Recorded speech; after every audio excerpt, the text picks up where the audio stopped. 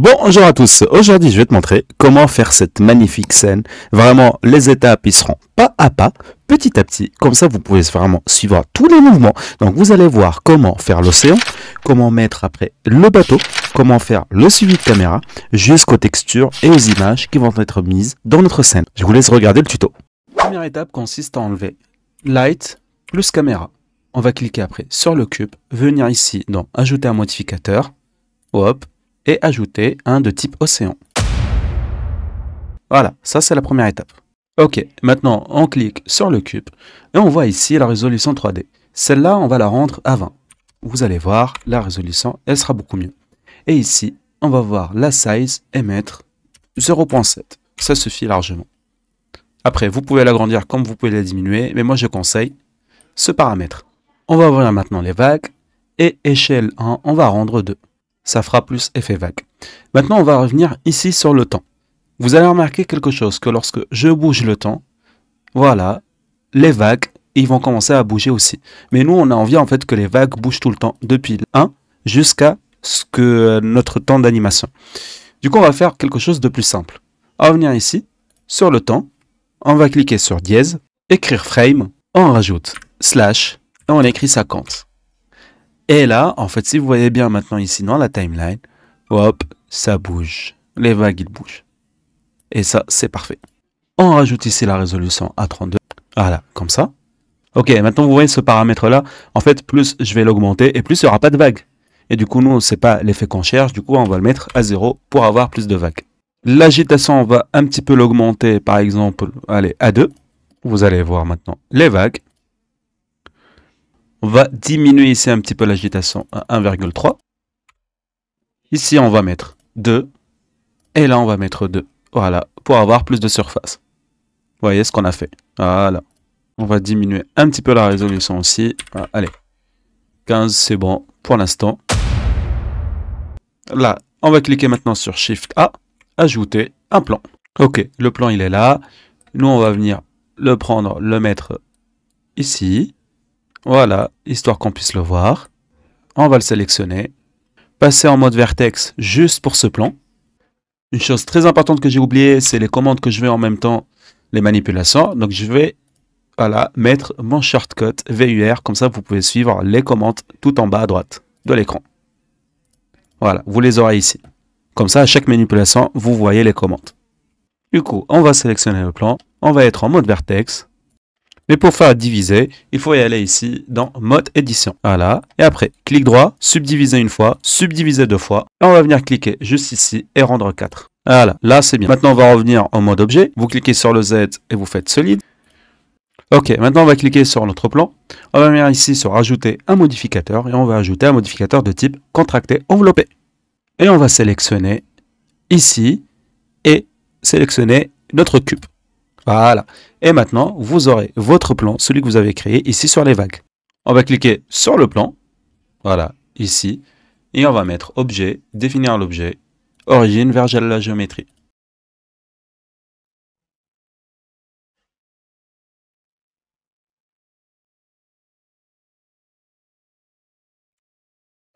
Voilà, là c'est bon. Donc on va cliquer ici sur le plan. Après, on va cliquer sur Vortex. Après, sur le plus. Maintenant, on va passer en mode Edit pour notre plan. Et vous cliquez sur Assign. Voilà, vous cliquez sur Assign. Et là, vous changez par exemple en Cam, Entrée et Assign encore une fois. Là, on va cliquer sur Mode Objet. Voilà, Mode Objet. Et là, on va cliquer sur Solid. Ça, c'est parfait. Maintenant, vous allez cliquer sur le chiffre 7. Se mettre dans cette vue. Vous cliquez sur le plan, Shift A. Et vous rajoutez une caméra. Maintenant, on va prendre notre caméra avec le G et la placer ici, sur notre plan. Et on va faire ça juste pour l'augmenter un tout petit peu en haut. Maintenant, vous cliquez sur caméra, vous venez ici dans contrainte, vous ajoutez une contrainte de type copier la position.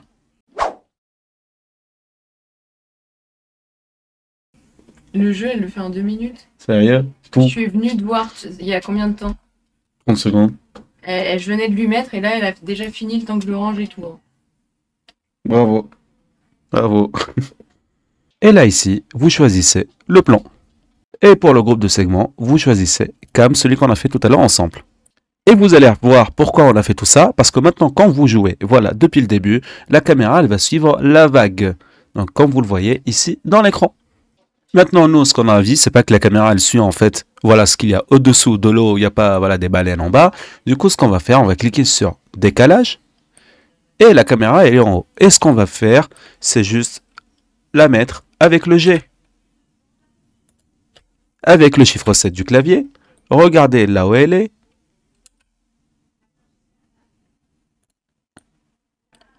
Voilà, là, c'est parfait. Et si on clique sur Play, elle va suivre de haut la vague. Ok, maintenant si on clique avec le 0, vous allez voir ici la caméra.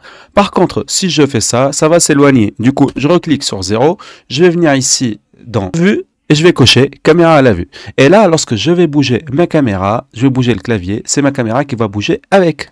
Voilà, elle s'est vraiment bougé beaucoup.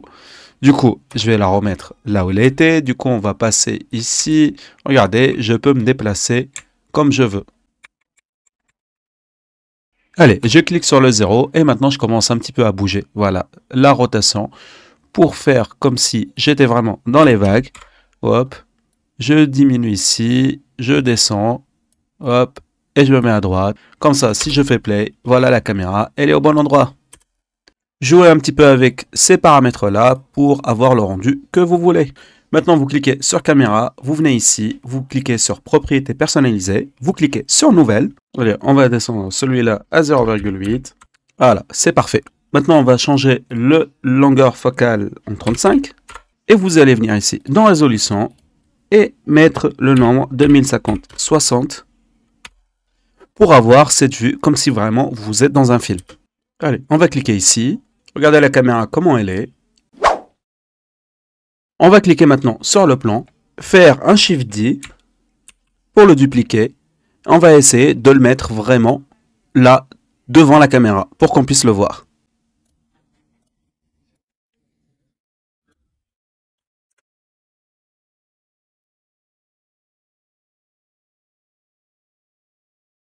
Voilà, là, il m'a l'air très bien. Voilà, sa position me plaît. Bien sûr, toujours, dès que vous avez fait un travail, vous allez enregistrer. Comme ça, vous ne le perdez pas. On va rajouter un nouvel add-on qui s'appelle Sketchfab Plugin. Une fois que vous l'aurez installé, vous aurez tout ici. Si vous cliquez sur N, vous allez dans Sketchfab et vous allez l'avoir. Il suffit maintenant juste de l'activer. Je vais mettre mes identifiants Sketchfab. Et voilà, c'est bon, je me suis logué. Et ici, vous pouvez choisir votre modèle en écrivant par exemple le bateau. Voilà, vous pouvez importer celui-là. Mais moi, je vais aller directement sur Sketchfab et chercher le bateau que j'ai envie de mettre ici. On va se rendre sur un site qui s'appelle Sketchfab. Et on va cliquer Going Merry One Piece. Après, vous allez trouver des images qui sont payantes. Nous, ce qu'on va faire, on va cliquer sur Download. Comme ça, on va trouver seulement qui peuvent être téléchargés. Moi, par exemple, j'ai pris celui-là. Après, tu descends un tout petit peu en bas et vous allez trouver Download 3D Model. Et là, vous choisissez Download en format OBJ. Parfait. Là, vous allez dans votre dossier. Vous allez cliquer avec le bouton droit de la souris. Et vous allez dans WinRAR et cliquez après sur Extraire vers. Voilà, et comme ça vous l'avez extrait dans un dossier. Après vous faites la même chose à l'intérieur de source, extraire vers PlayStation 3. Et voilà, vous avez aussi maintenant le dossier qui contient le format en OBJ et aussi toutes les textures que vous voyez du 00 jusqu'au 009. Donc on va aller dans Fichier, Importer, et on va importer notre fichier téléchargé qui est en format OBJ.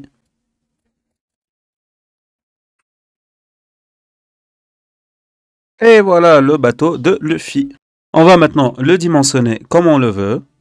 Voilà, par exemple, comme ça. Hop. Et voilà, notre bateau, il est là. Bien dimensionné pour notre rendu. On va le descendre aussi un peu en bas, comme quoi il est dans la mer. Ok, et maintenant pour rendre ce bateau avec les mêmes positions que le plan, on va sélectionner notre bateau de Luffy. On va venir ici dans Contrainte, ajouter une contrainte, copier la position. première chose ici qu'on va mettre, c'est le plan 001. Comme ça, il est fidèle au plan. Et là, groupe de segments, on va mettre la cam. Ça, c'est parfait. Et maintenant, si on clique sur le play, voilà, le bateau, il bouge avec le plan parce qu'il est avec lui. Mais ce n'est pas encore fini. On va venir ici dans Cube et aller dans Modificateur. Et on va changer pour le moment la résolution du 3D en 7 pour voir comment ça va se passer. Maintenant, ce qu'on va faire, c'est très important. Parce que comme vous voyez en fait ici, le bateau ne bouge pas avec les vagues. Donc il n'est pas, on va dire, coordonné. Du coup, nous, on va le coordonner avec quelques petites rotations qu'on va faire nous-mêmes. Et du coup, on va sélectionner notre bateau. Venir déjà au début, on clique sur le bleu démarrer, on va venir là et on va mettre ça. On va mettre la rotation et là on va essayer de l'orienter un tout petit peu. Voilà, par exemple la frame 1 c'est ça. Frame 20, on va le décaler un peu. Hop, comme ça. Frame 40, ou allez 50, on va le bouger de l'autre côté. Et on va faire ça tout au long pour avoir des orientations. Allez, 108 c'est bon. On va faire ça. Hop. 140. Voilà, vous avez vu, à chaque fois je bouge, à chaque fois je le fais comme ça. C'est comme si vraiment il bougeait avec les vagues. Allez, dernière étape, on va aller dans le cube, regarder la résolution. Bon, on n'a plus besoin qu'elle soit au 7 parce que le 7 on l'a fait pour faire les vagues. On va la remettre à 25. Et voilà, là c'est mieux. Allez, on se rend maintenant dans Shading pour les couleurs. Allez, on commence. La texture. Déjà, on va commencer ici par télécharger une image HDR. Donc, texture d'environnement. Et ici, vous avez sur Google, vous trouvez une image de la mer. Vous la téléchargez en PNG, vous allez dans Convertio et vous la téléchargez. Après, vous la convertissez en HDR. Et vous êtes bon. Je vous montre comment on télécharge notre photo en HDR. Du coup, vous cliquez sur Google, Sky Texture HDRI. Là, vous choisissez maintenant une image, celle qui vous plaît. Imaginons que moi, je choisis celle-là. Clic droit et vous cliquez sur Enregistrer. Après, voilà, vous la renommez en, par exemple, Sky PNG. Et après, vous allez dans un site qui s'appelle Convertio. Vous cliquez sur le premier lien. Vous mettez votre fichier, celui que vous avez téléchargé en PNG. Et vous choisissez ici HDR, celle que vous trouvez dans Images. Deuxième ligne, première colonne, HDR. Et vous cliquez sur Convertir. Vous attendez un tout petit peu et après, vous téléchargez votre image en HDR. Et c'est bon, si vous allez dans Paramètres, vous allez la trouver en mode HDR. Donc moi, je vais télécharger la mienne. Voilà, la mienne, elle est celle-là. Après, on va se rendre dans cette vue. Ici, après, dans Transmission, on va le rendre à 1. Ici, 1,35.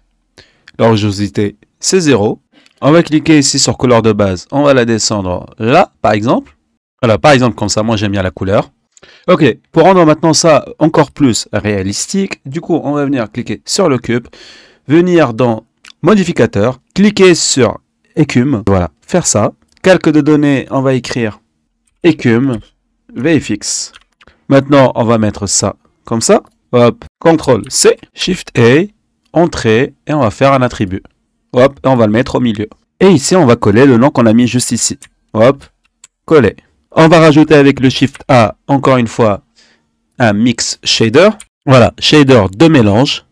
On clique dessus et on est bon. On va connecter maintenant celui-là. Hop, le shader.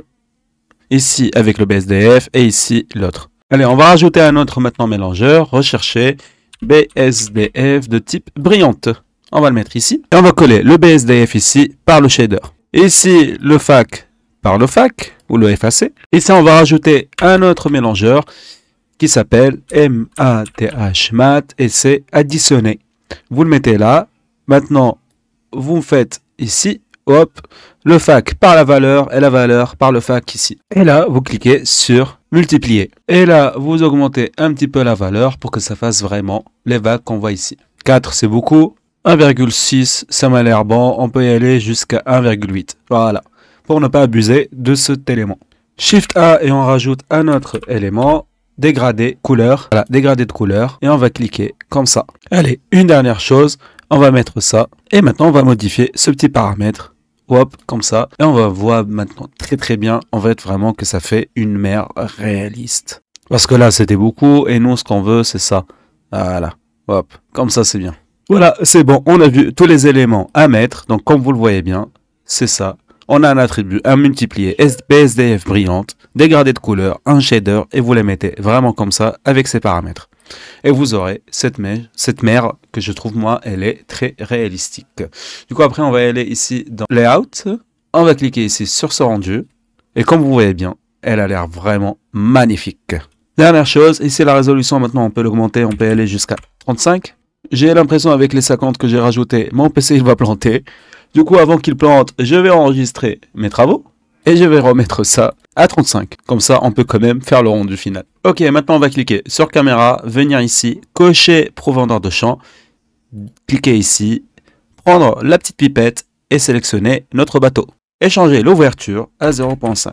Maintenant, on va essayer un petit peu de changer ici le plan que nous avons pour le ciel, et c'est simple pour le faire. Ok, une chose que vous pouvez faire, par exemple, si vous allez ici, vous cliquez sur le cube et vous allez là. Ici, le background que vous avez choisi au début, vous pouvez le changer à tout moment. Donc, par exemple, moi, si je le change tout de suite, vous n'allez pas changer tout ce que vous avez fait dans le shading. Ici, ça reste la même chose. Donc, vous pouvez vraiment à chaque fois changer de image HDR.